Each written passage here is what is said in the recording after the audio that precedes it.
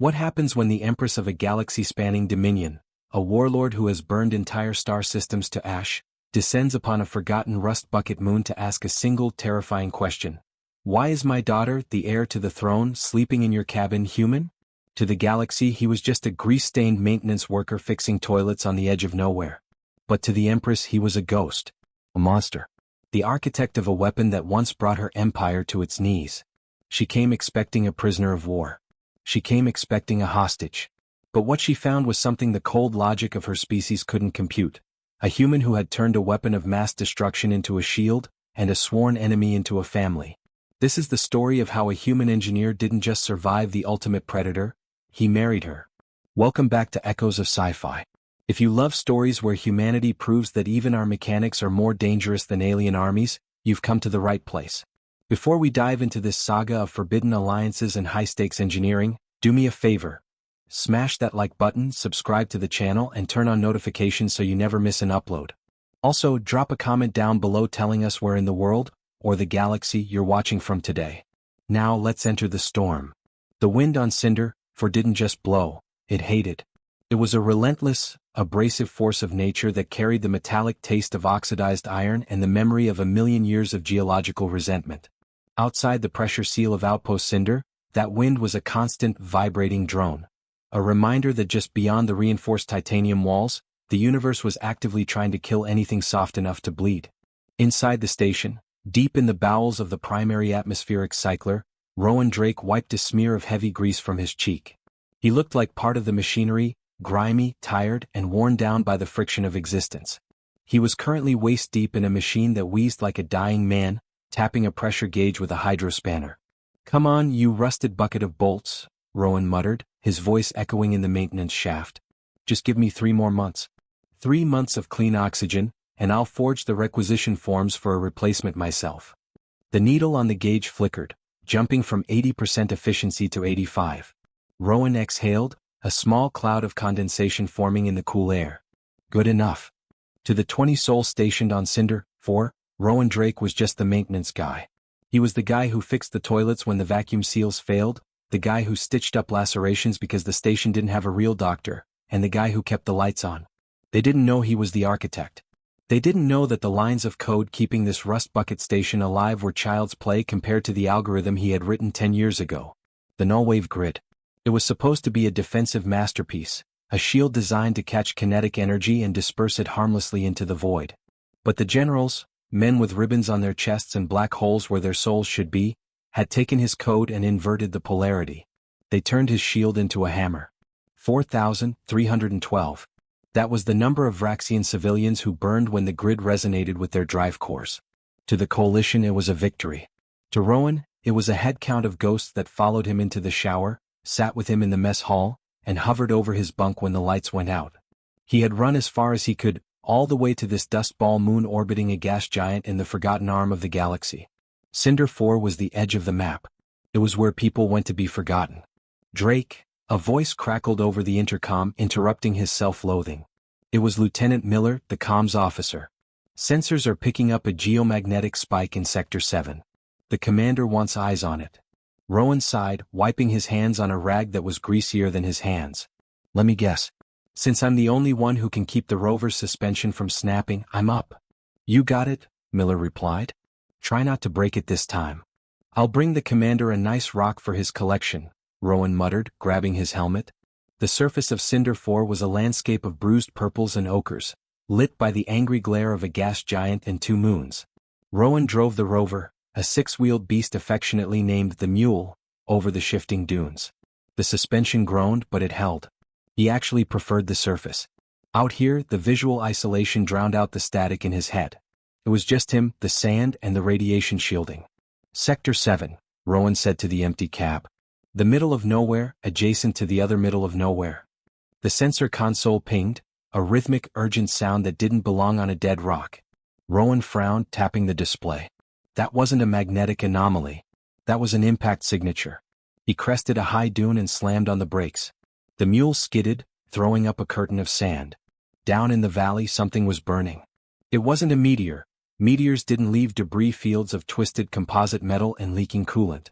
A long furrow had been gouged into the valley floor, ending in a crumpled mass of dark iridescent metal that smoked against the twilight sky.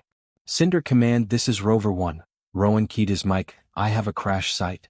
Sector 7. Looks like a small craft. Static. Nothing but the angry hiss of white noise. Rowan looked up. Above him, the aurora borealis was raging, a curtain of violent green and violet. The solar storm. It had scrambled long-range comms. Perfect, he muttered. Just perfect. Protocol was clear. Turn back, report in person, let the security team handle it. That was the safe, responsible thing to do. But the smoke spiraling from the wreck was turning black, the telltale sign of an electrical fire near a power core. If anyone was alive in there, they didn't have the hour it would take for him to drive back and return with a squad. Rowan grabbed his medical kit, sealed his helmet, and cycled the airlock. The wind hit him like a physical blow, trying to knock him off his feet. He leaned into it, trudging down the slope. As he got closer, the design of the craft became undeniable. It lacked the blocky, utilitarian aesthetic of human coalition ships. It was sleek, curved, almost organic, like a teardrop forged from obsidian and starlight. Vraxian. Rowan's heart hammered against his ribs. The enemy. The species his code had decimated. He reached the hull. It was hot enough to trigger the thermal warnings on his HUD. He found the emergency release lever concealed beneath a melted panel. The symbols etched into the metal were flowing, elegant scripts he recognized from intelligence briefings a lifetime ago. Okay, Rowan grunted, gripping the lever. Let's see who you are. He pulled.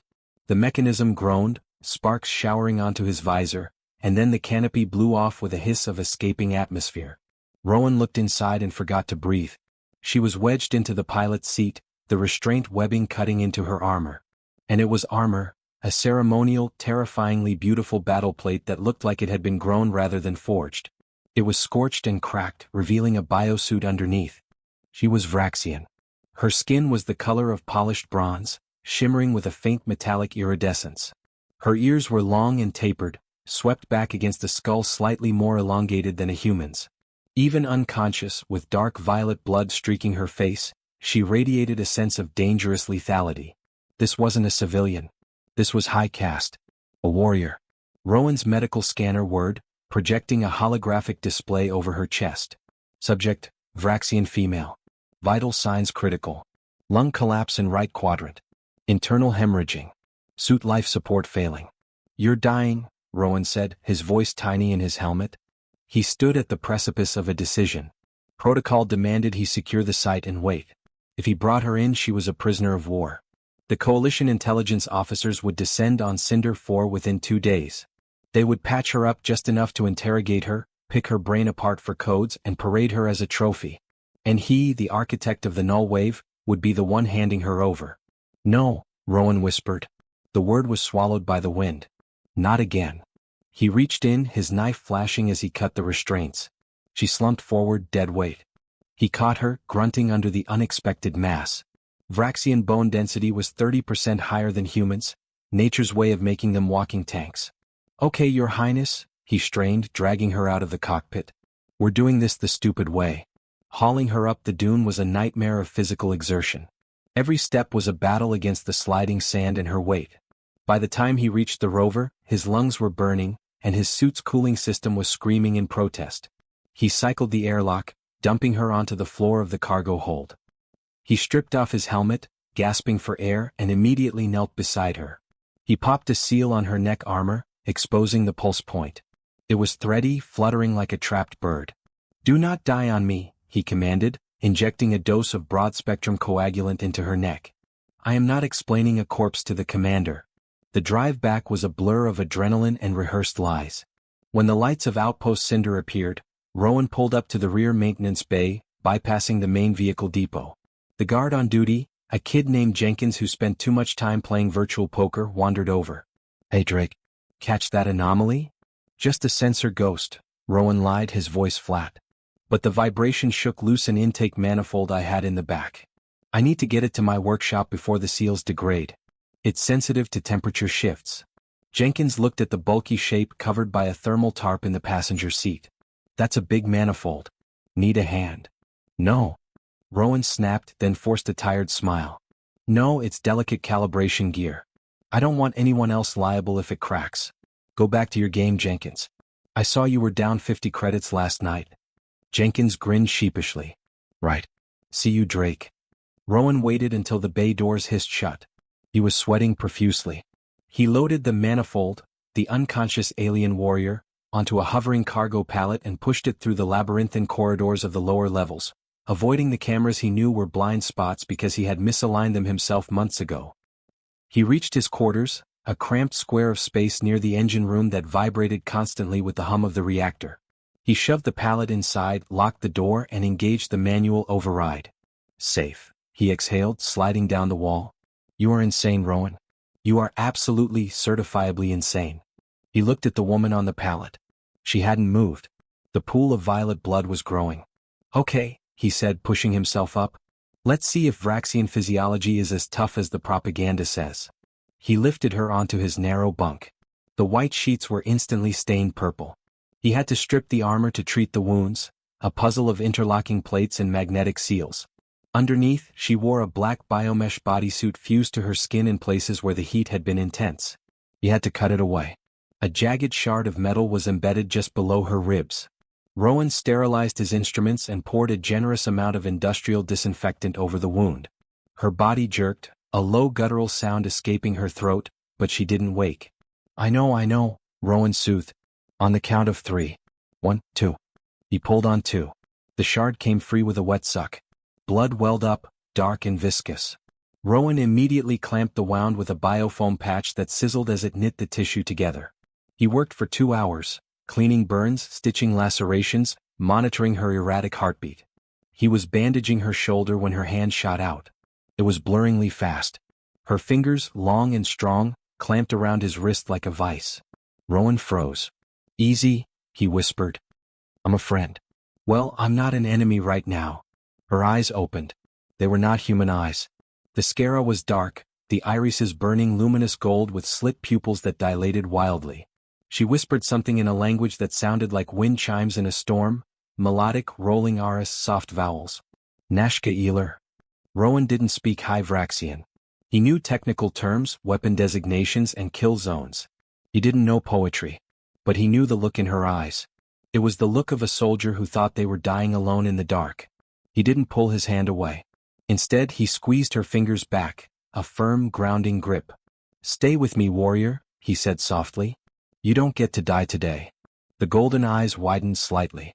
Her grip tightened for a second, desperate and painful, and then she went limp as unconsciousness claimed her again. Rowan sat there for a long time, his wrist throbbing. He didn't know that in the dialect of the Vraxian battle castes, Nashka Eeler meant, witness my end. And he didn't know that by clasping her hand and commanding her to stay, he had unknowingly completed the answering couplet of a ritual as old as her species. He thought he was just being a medic. The next 3 days were a haze of caffeine and subterfuge. Rowan lived a double life. By day he was the grumpy engineer, by night he was a nurse to a galactic enemy. Every time Commander Priest looked at him, Rowan expected an arrest warrant. But Priest only complained about the temperature in his office. I'm working on it, Commander, Rowan lied. Thermal couplings in the lower deck are shot. That's why I've locked down that corridor. Hazardous fumes. Inside his cabin, the Vraxian woman, he'd started thinking of her as Silka, a name from a storybook he read as a kid, was healing at a rate that defied biology. The bruising faded from black to lavender. Her breathing deepened. Rowan moved his mattress to the floor, giving her the bunk. He talked to her to fill the silence. You picked a terrible place to crash, he told her unconscious form. We don't even have real coffee here. Just sludge that tastes like burnt dirt. He told her about his old life on Terra Prime, about his cat, about the apartment with the view of white clouds. And in the quiet of the third night, he whispered the truth. I was dangerous once, he said, hovering his hand over her face. I wrote things that hurt people. I bet you know about the Nullwave. Yeah. That was my masterpiece. He looked at her calm alien face. In the propaganda, Vraxians were monsters, razor-toothed savages. But asleep, she just looked tired. The lines around her eyes spoke of stress, not malice. I'm sorry, he whispered. For everything. On the 4th night, exhaustion won. Rowan fell asleep in his chair, head back, arms folded. He didn't dream of ghosts.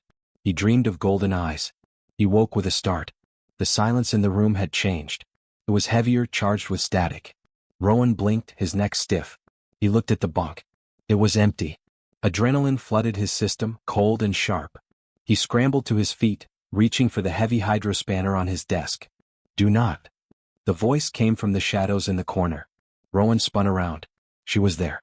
She was wearing one of his oversized gray t-shirts, which hung off her lean frame like a tent. Her legs were bare, long and muscled, covered in the white biopatches he had applied. Her eyes were open, clear and locked onto him, two burning coins of predatory intelligence.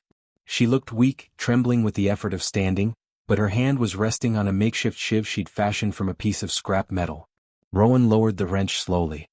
He realized how ridiculous he looked, grease on his face, hair sticking up, holding a plumbing tool against a highly trained alien commando. "Hi," Rowan said. It was the stupidest thing he could have possibly said. The Vraxian woman tilted her head, a movement avian, sharp and curious. "Hi," she repeated. Her voice was raspy, but her English was flawless, carrying a lilting accent that made the vowels sound musical. "Where am I?" she asked, her gaze darting around the cluttered room, assessing threat levels, escape routes and weapon availability in a heartbeat. "Outpost Cinder," Rowan said. "Human Coalition territory. You crashed 3 days ago." She touched the bandage on her side. "You treated me. It wasn't a question." "I did. I'm Rowan. I'm the maintenance guy." "I am Silka," she said slowly. "Silka," Rowan tested the name. "I think you told me that when you were bleeding out on my floor." "I did not think I would wake up," Silka said. She looked at the hydrospanner on the desk. "I expected a cell. Or an interrogation chair." She gestured vaguely around the messy cabin. "And yet, this is clearly not a medical bay." Rowan rubbed the back of his neck, feeling the heat rise in his cheeks. "Yeah, about that. The medbay has cameras and mandatory reporting protocols. My cabin just has bad ventilation and a lock that I control." Silka stared at him. The golden light in her eyes seemed to dim, softening into confusion. "You hid me," she said. "I hid you. Why?" Rowan looked at his hands, scarred, stained mechanics' hands that had once typed the code for a genocide. "Because I was tired of burying people," he said simply. "And you looked like you had more fight left in you." Silka studied him. For a second the tension broke. She uncurled her hand from the shiv. "I have a great deal of fight left," she said, leaning back against the wall, exhaustion washing over her. "But right now I would settle for water." Rowan let out a breath he didn't know he held. He grabbed a bottle, cracked the seal and handed it to her. Their fingers brushed. Electric, a reminder of that strange moment days ago. "So," Rowan said sitting back down, "welcome to Cinder 4. Try not to kill anyone." Silka lowered the bottle, wiping her mouth with the back of her hand. A dry, humorless smile touched her lips, revealing the tips of sharp canines. "No promises, human," she said. "But for you, I might make an exception." Outside, the wind howled against the hall. But for the first time in 10 years, the silence inside Rowan's head was gone, replaced by the breathing of the warrior in his room. Living with a Vraxian battle daughter in a space the size of a prisoner transport cell required a logistical ballet Rowan had never rehearsed. "You're pacing," Rowan noted 2 days later, not looking up from a circuit board. "I am patrolling the perimeter," Silka corrected, moving with fluid grace. 3 steps to the bulkhead, turn. 3 steps to the hygiene unit, turn. "It is insufficient." "It's hiding," Rowan countered. "And if you patrol any louder, Lieutenant Miller downstairs is going to think I'm learning to tap dance." Silka paused. She was wearing a faded black shirt that said Orbital Maintenance Union on the back. It was absurdly large on her, yet she made it look like ceremonial robes. "I should be commandeering a vessel," she said, eyes narrowing. "I should be returning to the fleet." "We went over this," Rowan said, putting down his soldering iron. "Solar storm. Comms are fried. No ships leave until the interference clears. And if you walk out that door, Commander Priest puts you in a containment rig and calls intelligence. You become a bargaining chip. Is that what a battle daughter wants? To be traded for a mining concession?" Silka went still. The mention of being a trade object hit a nerve. "No," she said softly. "I have been a chip on a table long enough." They established a fragile truce. By day, Silka was a ghost in his room. By night, they were 2 refugees from different wars, sharing freeze-dried peaches and watching ancient Earth movies. "This is illogical," Silka stated one night, pointing a clawed finger at the holographic screen. "He is running down a hallway with automatic weapons fire on both sides. He is not wearing armor. He is shouting. Why is he shouting? It compromises breathing regulation. Because he's the hero, Silka. He's passionate. He's trying to save his wife. He is going to die, she noted dryly. And his wife will be a widow because he did not utilize the cover provided by those structural pillars. Just eat your popcorn. This corn is popped, she examined a kernel suspiciously. It is violent food. Fitting for humans. They laughed. It was a sound that surprised them both. But the shadow of who they really were couldn't be ignored forever. On the 5th night the question finally came. Why are you here? Silka asked. You fix machines with a precision that suggests you design them, not just maintain them. You speak like the core worlds, yet you live in a metal box on a dust moon. You are hiding. Rowan chewed a peach slice slowly. In the dim amber light, he looked at her. We're both hiding, Silka. I am hiding from capture. What are you hiding from? Rowan drew his knees up. The silence stretched, heavy and suffocating. Do you know the Nullwave event? He asked quietly. Silka went rigid. Her ears flattened against her skull. The temperature in the room seemed to drop 10 degrees. The massacre, she hissed. The grid malfunction that vaporized 3 Vraxian colony ships. 4,000 souls burned in a heartbeat. It wasn't a malfunction, Rowan said, his voice hollow. It was a feature. Silka stared at him, her hand slowly moving toward a heavy metal lamp on the floor. I wrote the code, Rowan continued, looking at the wall. I was the architect. It was supposed to be a shield. If a ship fired on us, the grid would catch the energy and disperse it. It was meant to stop the war. He laughed, a brittle sound. But the generals wanted a sword. They inverted the phase. Instead of dispersing energy, the grid amplified it. When your ships entered the sector, the grid didn't block them. It resonated with their drive cores and turned them into novas. He turned to look her in the eye, accepting the rage he saw there. I didn't know they changed the code until I saw the news feeds. I saw the ships burn. I resigned the next morning. I deleted my archives. I came here, to the one place where the technology is so old my code can't touch it. He waited for the blow. He waited for her to snap his neck. It would be justice. Silka didn't move. Her hand hovered over the lamp, trembling. Her chest heaved.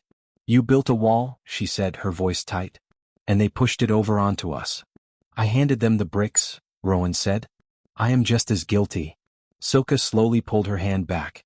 She slumped against the bunk, the anger draining out, replaced by a profound, weary sadness. I was on the Ethelgard, she said. The flagship of the 3rd Fleet. We were ordered to intercept the grid. I was a cadet. I watched the colony ships turn into stars. I watched the comms officers scream as their channels filled with fire. She looked at her hands. My mother, the High Matriarch, declared it a holy tragedy. She used the ashes of the dead to paint her war face. She used their deaths to fuel recruitment. I became a battle daughter because of the Nullwave. I was forged in the fire you lit. Silka, do not apologize, she cut him off. Apologies are for spilled wine, not genocide. She looked at him, really looked at him, seeing the gray in his hair, the exhaustion. You ran away. You refused to build another one. You buried yourself here to ensure your mind could never be used again. It's not enough, Rowan said. It is never enough, Silka agreed. But it is something. She reached out, placing her hand on his arm. Her skin was cool, her grip firm. I was bred to be a weapon, Rowan. My mother looks at me and sees a sword. My government looks at me and sees treaty leverage. I have never been a person. I have always been a function. She squeezed his arm. We are both tools that learn to hate the hands that hold us. That night, the wall between them crumbled. They were no longer just a human and a Vraxian trapped in a room. They were 2 broken instruments discarded in the dark, finding comfort in the fact that they weren't rusting alone. Days turned into a week. Then 10 days. One evening, the atmospheric cycler malfunctioned, dropping the cabin temperature to a shivering 10 degrees. Rowan was buried under blankets on the bed, shivering. Move over, Silka said from the darkness. What? You are vibrating. It is distracting. Vraxians run hotter than humans. Move. Before he could protest, she climbed into the narrow bunk. It was a practical decision, thermodynamics. But when she settled beside him, her back to his chest, the heat radiating from her was intoxicating. Do not get any ideas, human, she mumbled. If you touch me inappropriately, I will break your fingers. Understood, Rowan whispered, his heart hammering. Strictly thermal exchange. Rowan? Yeah. The Nullwave. It was not your fault. The words were soft, spoken into the pillow. Rowan closed his eyes, fighting the sting of tears. "Thank you," he whispered. He felt her hand find his in the darkness. Their fingers interlaced. It wasn't sexual. It was an anchor. A promise that for this one night in this cold room they were safe. But safety is a fleeting thing on the edge of the void. 2 days later the solar storm peaked. The cabin was bathed in the soft blue light of emergency bacteria lamps. Silka was sitting on the desk.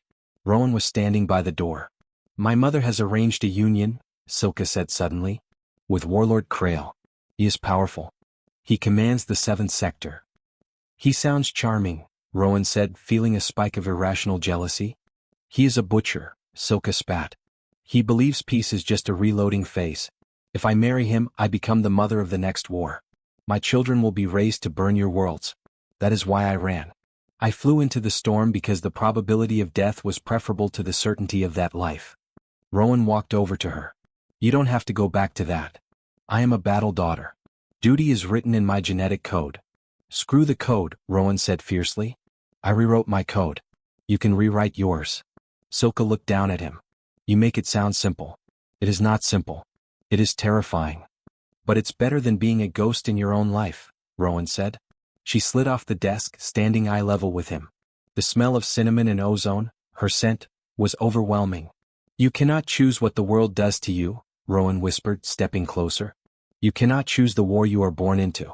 But you have the right to choose your battlefield." Silka froze. "My battlefield," she whispered. "If you go back," Rowan said, "you don't go back as a victim. You go back as someone who chose to return. You choose where you stand. You choose who you fight for. And if I choose to fight for this?" She gestured between them. "Then we fight," Rowan said. "Even if we lose?" Silka smiled, a true brilliant smile. "I like those odds." She took his hand. "Rowan, there is a phrase in my language, a tradition. We say it to those we leave behind when we march to the front lines. It is a goodbye. But it is more than that.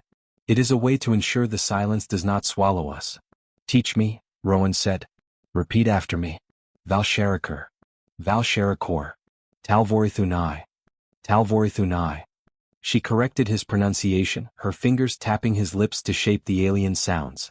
She made him say it again and again until the words rolled off his tongue with a clumsy but sincere rhythm. "What does it mean?" Rowan asked. Silka hesitated. There was a secret behind her gaze. "It means," she lied smoothly, "for the one I may not see again, I leave my spirit to guard your path." It was a beautiful lie.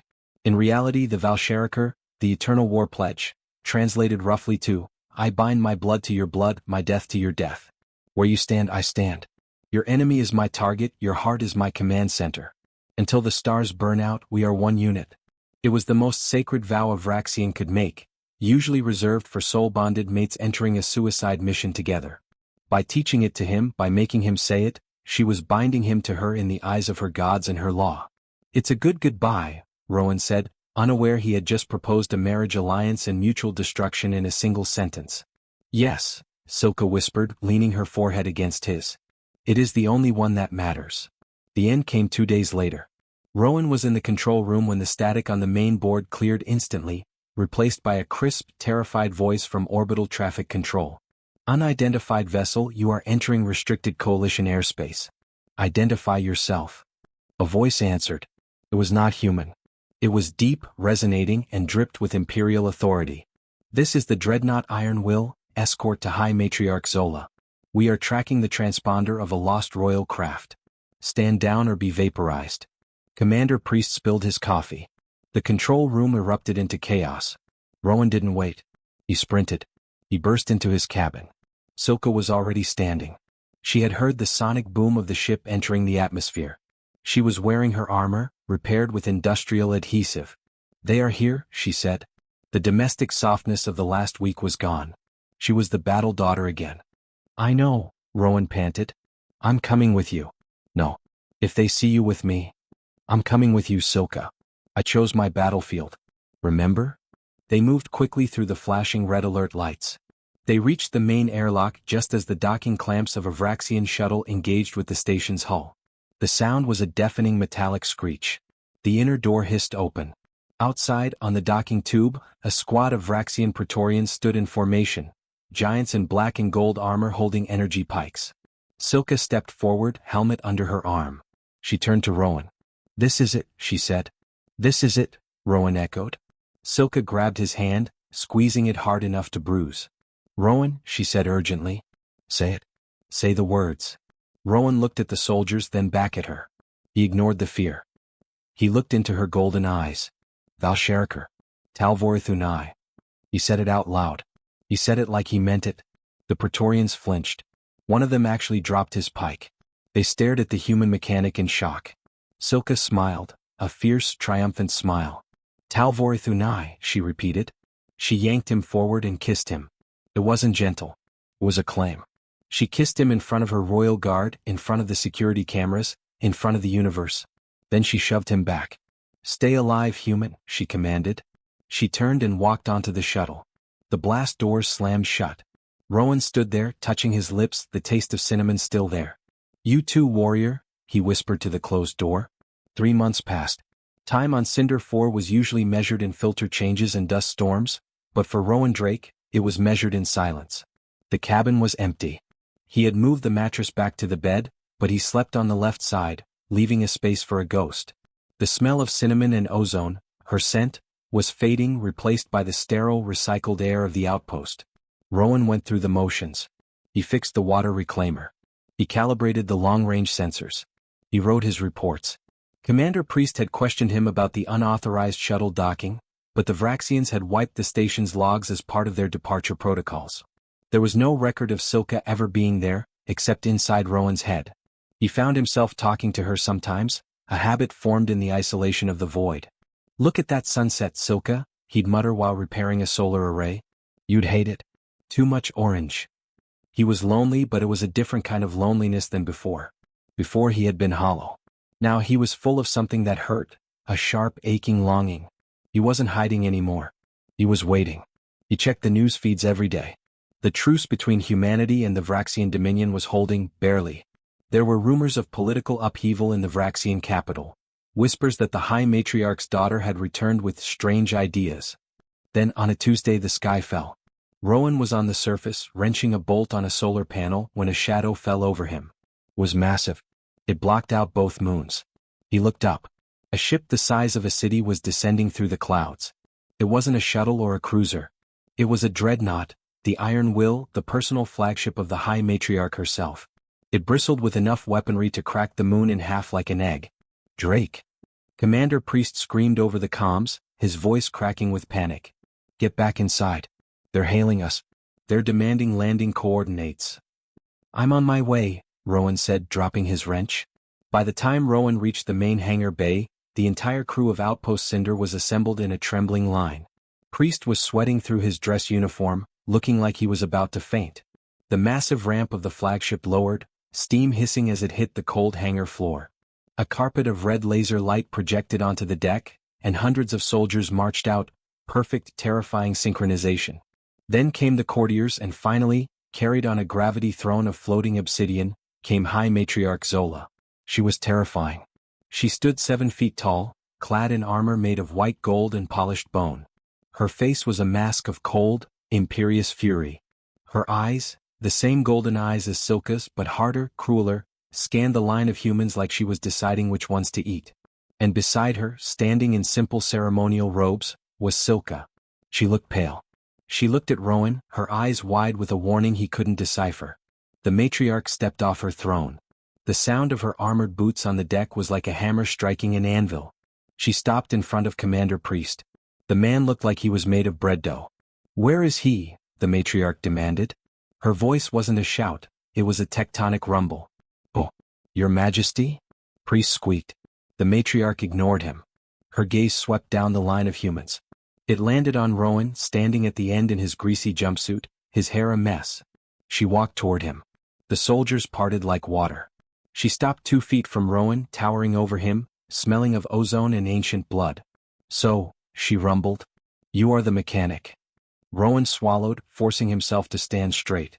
"I'm Rowan Drake." The matriarch narrowed her eyes. She looked at Silka, then back at Rowan. "My daughter," the matriarch said, her voice rising in volume until it echoed off the hangar walls, "has returned to me. She refused her betrothal to warlord Krail. She refused her command. She claimed she cannot marry because she is already bound. The hangar was dead silent. The matriarch took a breath and then she roared. It was a sound of pure, unadulterated maternal outrage mixed with baffled fury. Why does my battle daughter sleep in your cabin, human? The question hung in the air, vibrating with the threat of immediate orbital bombardment. Rowan looked at the matriarch. He looked at Silka, who had her face buried in her hands. Well, Rowan thought, his mind going blank with panic. This is going to be a very difficult conversation. The silence in the conference room of Outpost Cinder was heavy enough to crush a starship hull. Commander Priest was hyperventilating quietly in the corner. On one side of the metal table sat Rowan, still looking like he'd walked into a fusion reactor without shielding. On the other side sat High Matriarch Zola, a monolith of rage. Behind her stood 2 Praetorian guards, their energy pikes humming a low, threatening note. Silka sat beside her mother, head bowed, refusing to make eye contact. Explain, the matriarch said. It wasn't a request. It was a gravitational command. Rowan cleared his throat. It sounded like cracking dry twigs. Your Majesty, with all due respect, I don't know what you're talking about. Silka stayed in my cabin because she was wounded. I treated her. We watched movies. I slept on the floor most of the time. The matriarch narrowed her eyes. She tapped a clawed finger on the metal table. You slept on the floor? She repeated, skepticism dripping from every syllable. And yet, before she boarded the shuttle, she invoked the Valsharaker. And you, human, she continued, leaning forward, completed the couplet. I was just being polite. Rowan said desperately. She said it was a traditional goodbye. A way to wish someone luck. Silka made a small noise, something between a cough and a wince. The matriarch looked at her daughter, then back at Rowan. She raised her wrist and a holographic projector flared to life. A wall of text in sharp, angular Vraxian script appeared in the air. Translator, the matriarch commanded. The hologram shifted into English. Rowan read the glowing blue letters. The Eternal War Pledge. Article 1, the Binding of Blood. The speaker ties their life force to the listener. If one bleeds, both bleed. Article 2, the Binding of Honor. The actions of the listener become the responsibility of the speaker. Shame is shared. Glory is shared. Article 3, the Binding of Death. Should one fall in battle, the other is oath-bound to avenge them or join them in the void. Conclusion. This vow supersedes all prior allegiances to state, crown, or kin. It is a marriage of souls forged for the singularity of combat. Rowan read it twice. The blood drained from his face so fast he felt dizzy. Is it a marriage? Rowan whispered. It is more than a marriage, the matriarch corrected, her voice cold. Marriage can be annulled. Political unions can be broken. The Valsharaker is a biological and spiritual imperative. By reciting the response, Talvorithunai, you accepted her soul into your keeping. You effectively told the entire Vraxian Dominion that you, a human mechanic, are now the primary custodian of the life of the battle daughter. Rowan looked at Silka. She finally looked up. Her golden eyes were filled with a complex mixture of guilt and defiance. You told me it meant good luck, Rowan said, his voice quiet. I said it was a way to ensure the silence did not swallow us, Silka replied steadily. I did not lie. I just omitted the legal ramifications. You omitted the part where I committed high treason against your mother and accidentally married you in front of a firing squad. It was necessary, Silka said, her chin lifting. I needed to know if you were brave enough to say the words without knowing the safety net. I needed to know if you trusted me. I trusted you with my coffee ration, Silka. That is a big deal for a human. The matriarch slammed her hand on the table. The metal dented. Silence, she roared. The diplomatic implications are catastrophic. Half my High Council demands your execution for defiling a royal ritual. The other half is confused why a battle daughter would bind herself to a man who repairs waste disposal units. She leaned forward, her golden eyes boring into Rowan. Give me one reason why I should not space you right now and send Silka to a re-education monastery for 10 years.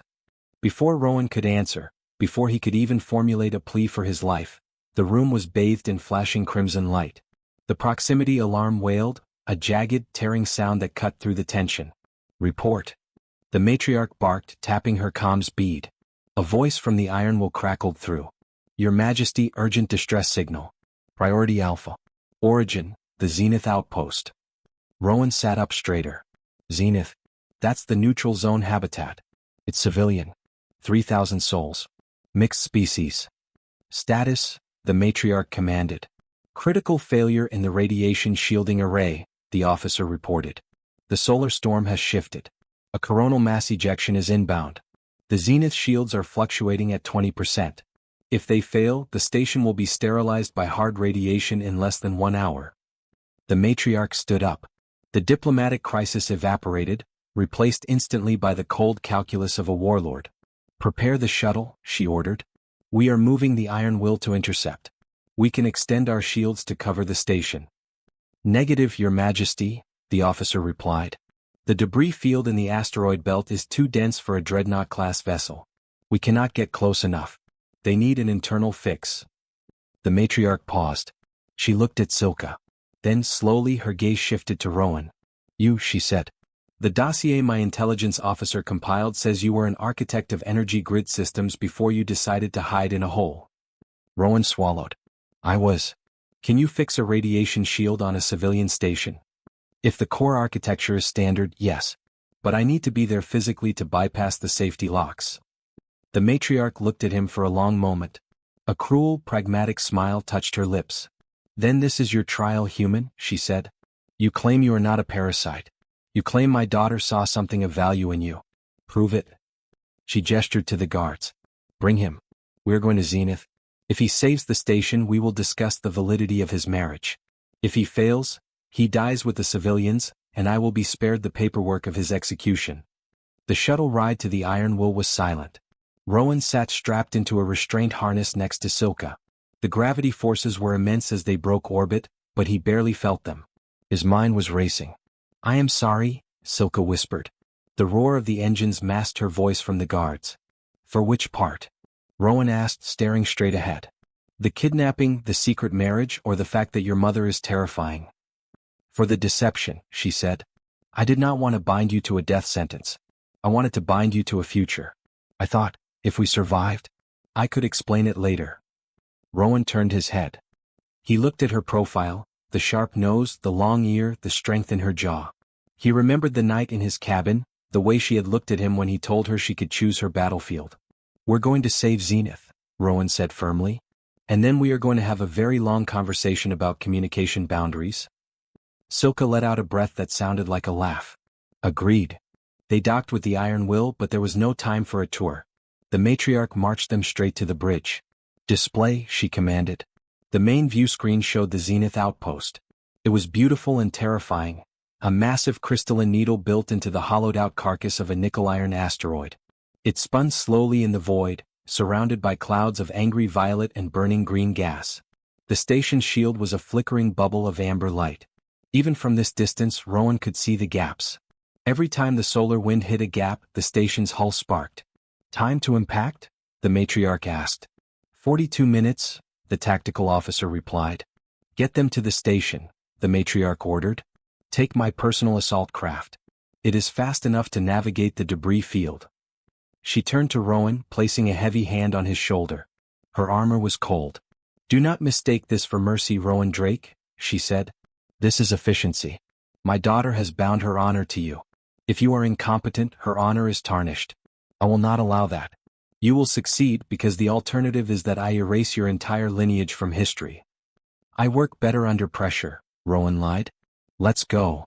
The flight to Zenith was a blur of evasive maneuvers. Silka piloted the assault craft, her hands flying over the controls with a speed that human pilots could never match. They weaved through the asteroid belt, dodging tumbling rocks the size of office buildings. Rowan sat in the co-pilot's seat, studying the schematics of the station on his datapad. This doesn't make sense, he muttered. What? Silka asked, banking the ship hard to avoid a collision. The power draw. Zenith is a civilian station. It should be running a standard Type 4 deflector. But look at these energy spikes. The core is pulsing like a weapon. It is drawing power from the main reactor and cycling it through a compression loop before feeding the shields, Rowan explained, his blood running cold. Silka glanced at the data. That is a firing sequence. Why would a civilian station have a firing sequence? Rowan felt a knot of dread tighten in his stomach. He recognized the compression ratio. He recognized the oscillation frequency. Because it's not a civilian shield, he whispered. It's a retrofitted military grid. It is my grid. Soka looked at him sharply. The null wave. Yes. Someone took the code from the null wave event, stripped out the targeting protocols, and tried to use the raw energy output to create a super heavy shield. It's like trying to use a flamethrower to warm a nursery. If it destabilizes, it won't just fail. It will detonate. They docked at the Zenith emergency airlock. The station was in chaos. Civilians, humans, Vraxians, and a dozen other species were running through the corridors, dragging luggage and children toward the hardened shelters. A station administrator, a harried human woman with a bleeding cut on her forehead, met them. "Thank God," she gasped. "The Vraxians sent help. Wait, you're human?" "I'm the engineer," Rowan said, pushing past her. "Take me to the core. Now." They ran. Silka took point, her armor drawing stares and gasps. She moved with authority, clearing a path through the panicked crowd. "Clear the corridor," she shouted in both languages. "Move to the lower levels." They reached the central engineering deck. It was a cavernous room dominated by the core, a massive, pulsating column of blue light that extended up through the ceiling. The air was hot and smelled of ozone and burning plastic. 3 technicians were huddled around a console, shouting at each other. "Get away from there," Rowan yelled. He shoved a surprised technician aside and typed a command. The screen flooded with red error messages. "It's in a cascade loop," Rowan said, his fingers flying across the keys. "The system is trying to build a charge for a weapon discharge, but because the targeting array is gone, it has nowhere to dump the energy. It's feeding it back into the shield generator, which is overloading the emitters."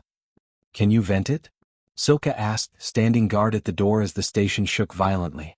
"If I vent it, the shield drops completely for 3 minutes. The radiation wave hits in 12. We'd cook everyone alive." Rowan stared at the code scrolling down the screen. It was his handwriting. He knew every line, every subroutine. He saw the elegant logic he had written 10 years ago, now twisted and mutilated into this Frankenstein monster. He had a choice. Option A, he could write a patch, bypass the compression loop. It would hold. It would save the station. But the weapon architecture would remain. The core would still be a bomb waiting for a trigger. Someone else could come along in a year, flip a switch, and turn Zenith Outpost into a Death Star. Option B, he could gut it. He could delete the entire weapon logic. He could tear the null wave out of the system by the roots. But to do that while the system was live, he would have to manually balance the energy flow while deleting the operating system. If his hand slipped, if his timing was off by a millisecond, the core would go critical and vaporize the station instantly. "Rowan," Silka said. She saw the hesitation. "What is it?" "I can fix it fast," Rowan said, his voice trembling. "But it stays a weapon. Or I can destroy the code. I can unmake the null wave. But if I miss a keystroke, we all die." Silka walked over to him. The station shook again, sparks raining down from the ceiling. She put her hand over his hand on the console. "You chose your battlefield," she said softly. "You said you wanted to stop burying people.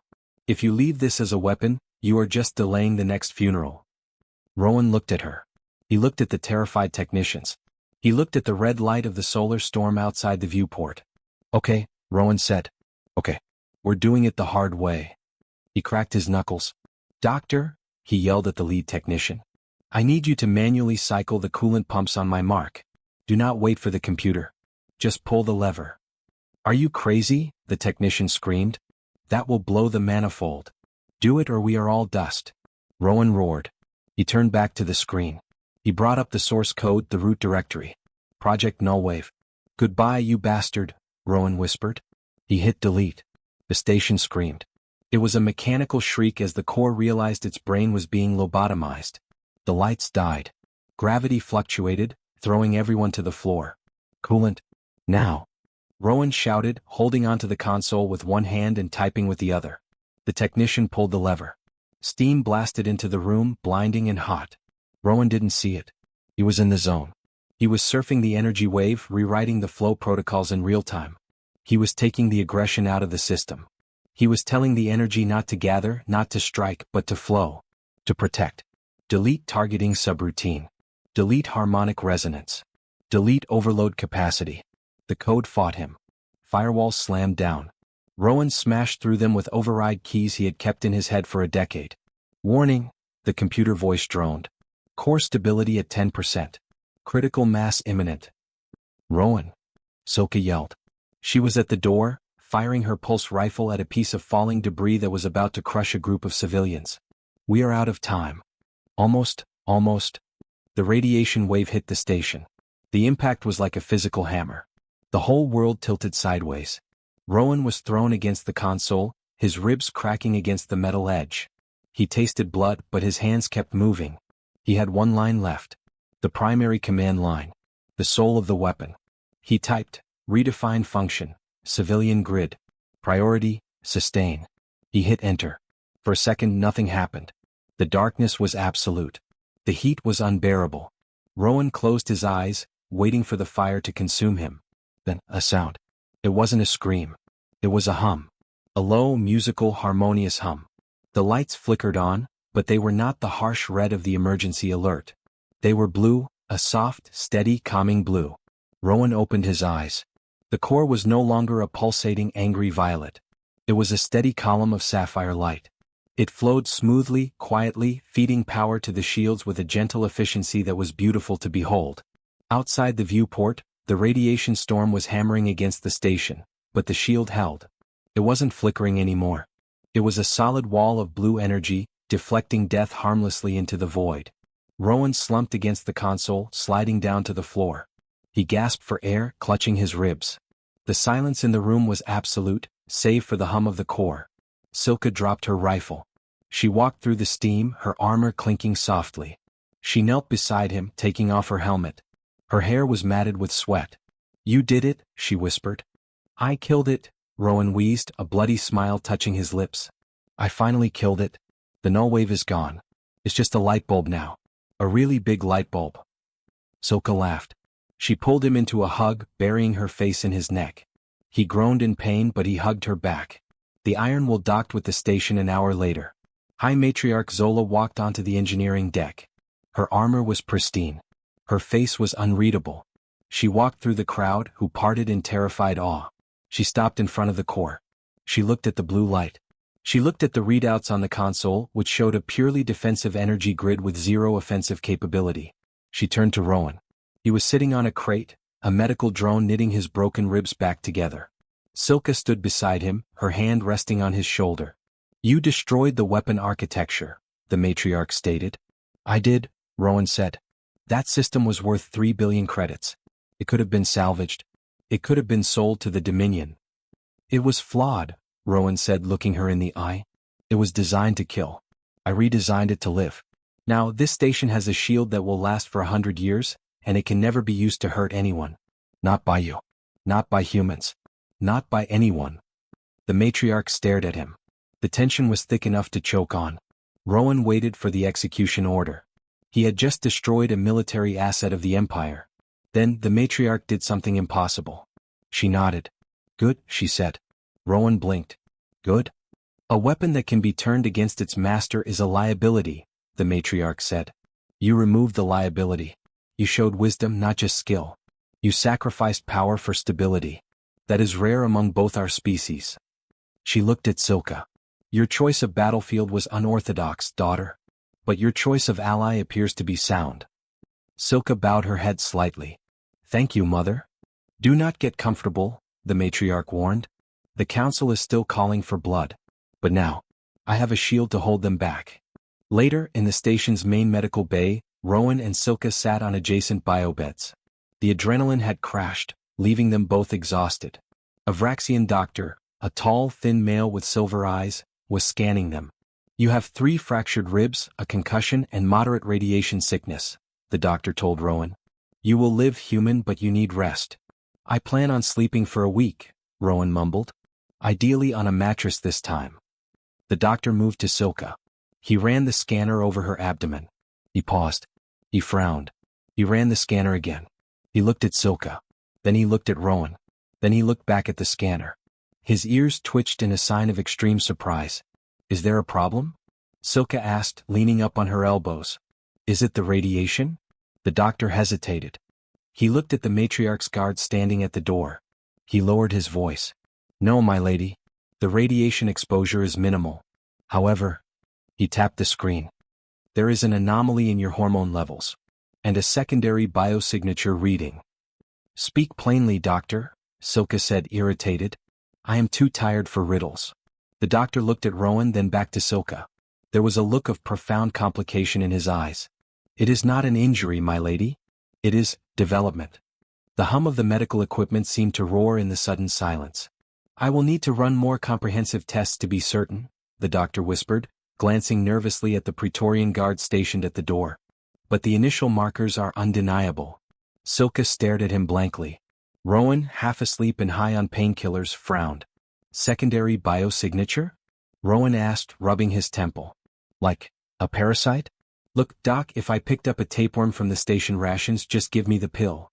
The doctor looked at Rowan with a dry, pitying expression. In a manner of speaking, Mr. Drake. Though usually we call them offspring. The room went dead silent. Silka went rigid. Her hand moved instinctively to her stomach. She looked at Rowan, her golden eyes trembling with a terrifying mixture of fear and wonder. Offspring, she whispered.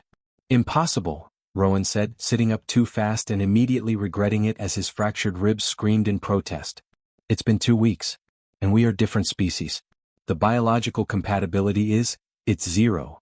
Statistically, the doctor corrected, tapping his holographic pad.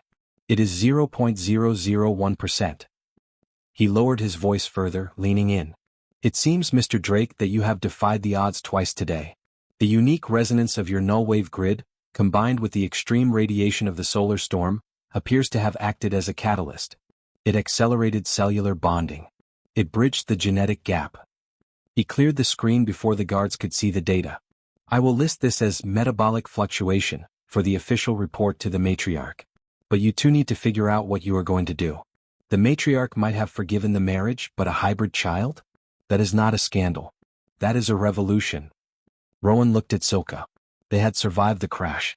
They had survived the lie. They had survived the solar storm and the bomb.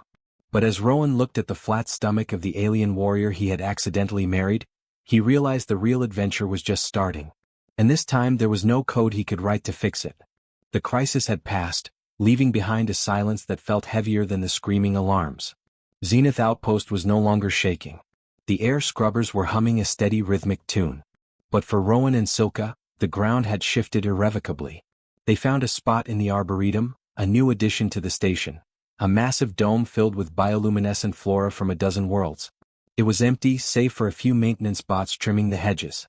They sat on a stone bench beneath a weeping willow that dripped glowing teal sap. You're scaring me, Silka, Rowan said, leaning forward, elbows on his knees. You have that look. The one you had when you told me about Warlord Krail. Silka took a deep breath. She looked at her hands, which were resting protectively on her stomach. The doctor spoke to me again, she began. He confirmed it. It is a life form. It has a heartbeat. 2 heartbeats, actually. One primary, one auxiliary. That is a Vraxian trait. Rowan froze. The Arboretum seemed to tilt on its axis. You mean? Rowan started, his voice failing him. Pregnant. Yes. And it's yours? Ours? Rowan, if the Dominion finds out, they will tear us apart, Silka whispered, her voice trembling. The purists on my side will call it an abomination. They will say I polluted the royal bloodline. And the politicians on your side. They will see a specimen. A lab rat. They will want to dissect it to see how Vraxian DNA interacts with human physiology. She stood up and began to pace, her boots clicking on the stone path. I have 2 choices, she said, the strategist in her taking over. I can break the Valsheriker. I can tell my mother the bond was a mistake, a moment of madness. I can go back to the fleet. I can hide the child, claim it is a medical anomaly. But if I do that, I lose you. And I raise this child in a cage of lies. She stopped and looked at him, eyes burning. Or, I keep the vow. I claim you. I claim the child. And I drag you into the center of the Vraxian court, a place where assassination is considered a form of debate. You will be the target, Rowan. You will be the weak link they try to break to get to me. Rowan looked at her. He saw the fear in her eyes, not for herself but for the unborn thing inside her. He stood up. He walked over to a glowing fern and touched the leaves. They curled around his finger, warm and alive. I spent 10 years running, Rowan said quietly. I ran from the nullwave. I ran from my name. I lived in a box on a dust moon because I was terrified of being seen. I didn't want to be an architect anymore. I just wanted to be nobody. He turned to Silka. But when I was deleting the code today, when I was tearing the weapon out of the core, I felt something break. It wasn't just the system. It was the fear. I realized that hiding didn't fix anything. It just let the wound rot. He walked over to her and took her cold hands in his. Soka, do you remember what I told you on the observation deck? About choosing your battlefield. Yes, she whispered. Well, I'm choosing mine. He looked down at her stomach. I want to be there. When it opens its eyes, I want to see if it has your ears or my terrible hairline. I want to teach it how to fix a hydrospanner and how to say, don't shoot, in 12 languages. Rowan, you do not understand the danger. I understand, he interrupted gently. I know they will hate us. I know it will be hard. But I am done running, Soka. I am done hiding in cabins. If we are going to do this, we do it in the light. We do it out loud. He squeezed her hands. You said the Valsheriker binds my death to yours. Well, it binds my life to yours too. And to this. Soka stared at him. Tears welled up in her golden eyes, spilling over onto her cheeks. You are a fool, she choked out. I'm an engineer, he corrected, smiling. We build things. And I think we just started building the most important thing I've ever worked on. They sat there for a long time as the artificial twilight deepened. They talked, not with the witty banter they used to hide behind, but with raw honesty. It will need a name, Soka said. Let's wait on the name, Rowan replied. Let's just call it the project for now. Keep it professional. Soka laughed, a wet, shaky sound. I was so afraid. I thought you would see this as another trap. Another weapon you made by mistake. Rowan kissed the top of her head. It's not a weapon, Soka. It's a chance. It's the only thing in this galaxy that isn't a weapon. The decision was made. Now came the execution. They walked back to the command deck of the Iron Will hand in hand. The reception committee was smaller this time, just the High Matriarch, her High Council, and a few generals. Zola sat on her gravity throne, looking bored. Report, she said as they approached. Is the station secure? The station is secure, Mother, Soka said. She didn't bow. And the mechanic? The matriarch glanced at Rowan. Has he been adequately compensated? A few thousand credits should suffice to buy him a new air filter or whatever it is he desires. Rowan stepped forward. He felt the weight of the massive ship around him, the judgment of 1,000 years of Vraxian history. I don't want credits, Your Majesty, Rowan said. The matriarch raised an eyebrow. Oh, do you want a medal? A commendation? We can print one out. It means nothing, but humans seem to like shiny objects. I want sanctuary, Rowan said. The counselors murmured. A general scoffed. Sanctuary? The matriarch asked. From whom? The coalition? Did you break a law, mechanic? From everyone. Silka stepped in, moving shoulder to shoulder with Rowan. We claim sanctuary under the law of life. We claim the protection of the blood. The room went dead silent. The law of life was an ancient, obscure statute, rarely invoked and usually only by high-ranking nobility during succession crises. The matriarch sat up straight. Her golden eyes narrowed. She looked at Silka, really looked at her. She saw the way Silka stood. She saw the protective tilt of her body. She saw the hand hovering near her stomach. High Matriarch Zola was many things. A warlord, a tyrant, a politician. But she was also a mother, and she was a Vraxian female with senses sharper than any scanner. She inhaled. She smelled the subtle shift in Silka's pheromones. Her eyes widened. The slit pupils dilated until her eyes were almost entirely black. Clear the deck, the matriarch whispered. Your Majesty? A counselor asked. Clear the deck, she roared. The sound shook the bulkheads. The generals and counselors scrambled. In 30 seconds, the massive hangar bay was empty, save for the matriarch, her personal guards, Rowan and Silka. The matriarch descended from her throne. She floated down to the deck plates and walked toward them like a storm cloud given form. You dare, she hissed. You dare stand there and tell me? It is true, Silka said calmly. I am pregnant. The matriarch stopped. She looked at Rowan. She looked as if she wanted to vaporize him with her mind. A hybrid, she spat the word like a curse. A half-breed. Do you have any idea what you have done? You have not just broken a protocol, Silka. You have broken biology. You have created a political nuclear bomb.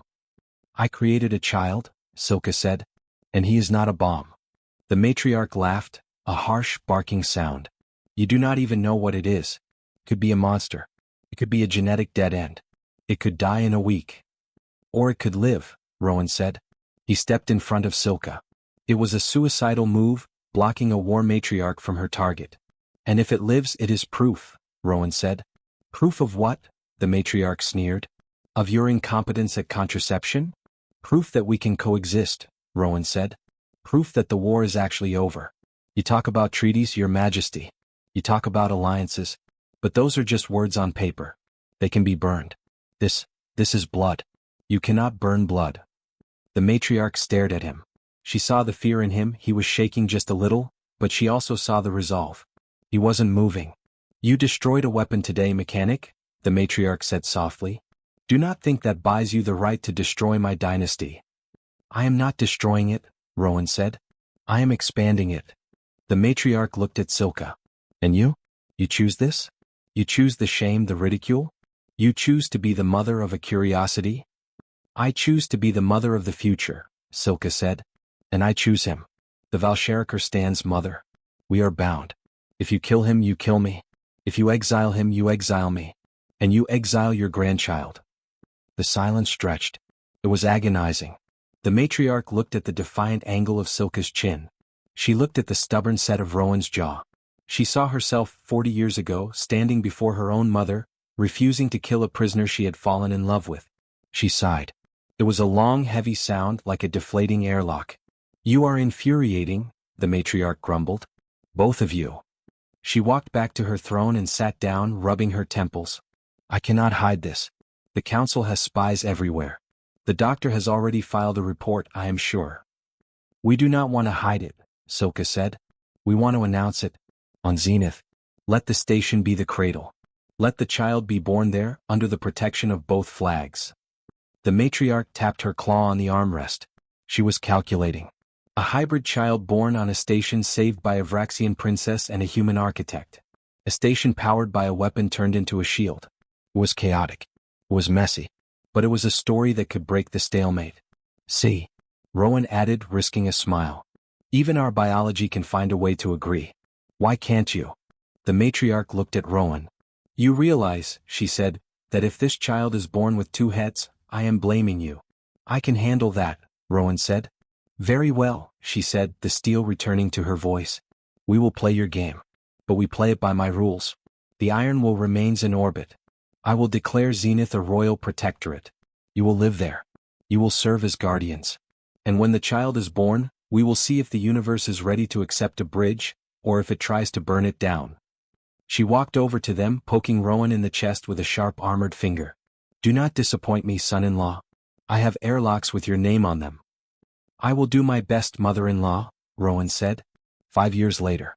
Zenith Outpost was no longer just a station. It was a city. The population had tripled. Ships from both the Dominion and the Coalition docked daily, trading goods, stories, and culture. The blue light of the shield, Rowan's shield, was a beacon in the sector, a lighthouse guiding travelers through the dark. On the observation balcony of the Guardian's residence, a party was in full swing. It was a chaotic mix of species. Vraxian diplomats were trying to eat canapés with dignity. Human engineers were explaining the rules of poker to confused Praetorians. Rowan stood by the railing, a glass of synthetic wine in his hand. He had a few more gray hairs now, but the weight that used to crush his shoulders was gone.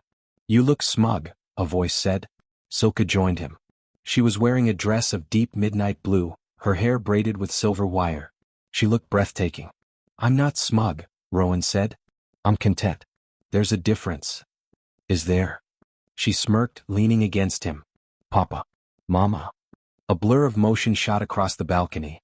A 5-year-old boy, fast as lightning, slammed into Rowan's legs. Whoa, easy there, Turbo, Rowan laughed, scooping the boy up. Rowan Drake was a force of nature. He had his mother's energy and his father's curiosity.